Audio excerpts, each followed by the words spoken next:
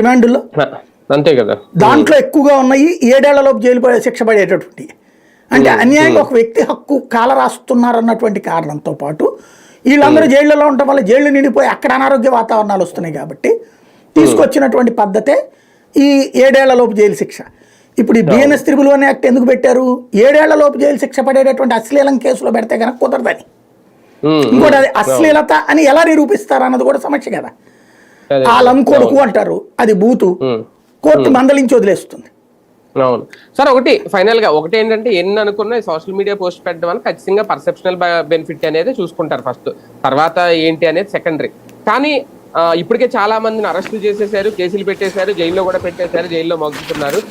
ఆలస్యంగా మొదలైన కట్టడి చేసే చర్యలు ఇప్పుడు వాయిదా పడింది. ప్రస్తుతం ఏం చెప్తారా ఏంటి అనేది ఆ దిశగా వెళ్తే గనక మళ్ళీ రికవరీ అంటారా దాన్ని, లేదంటే మళ్ళీ వెనక్కి ఏమన్నా ఆ కేసులు మళ్ళీ తీసుకుంటారా?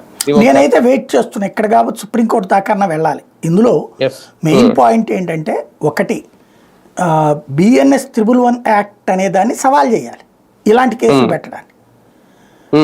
నాకు ఎప్పుడు అనిపించింది అంటే మొన్న అతని పేరేంటి అవుతు శ్రీధర్ది అనుకుంటా, అతనికి సంబంధించి ఇట్లాగా పెడితే రిమాండ్ని హైకోర్టు కొట్టేసింది.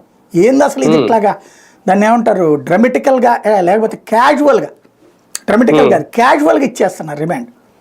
అలా ఇవ్వడానికి వీలు లేదంటూ మ్యాజిస్ట్రేట్ పట్ల కూడా అసంతృప్తి వ్యక్తం చేసింది న్యాయస్థానం. అప్పుడు అనుకున్నా ఓహో బిగిన్ అయింది ఒక తప్పుని కనుక్కోవడం, నియంత్రించడం అన్నటువంటి. ఇప్పుడు ఇది కొంచెం పీక్ స్టేజ్. దీన్ని కూడా ఇవాళ పత్రికలు చూడండి, అంటే మనం దేన్ని నమ్మాలి, ఇవాళ ఎందుకు సోషల్ మీడియా గురించి ఇంత చర్చ చేస్తున్నారు, వీళ్ళు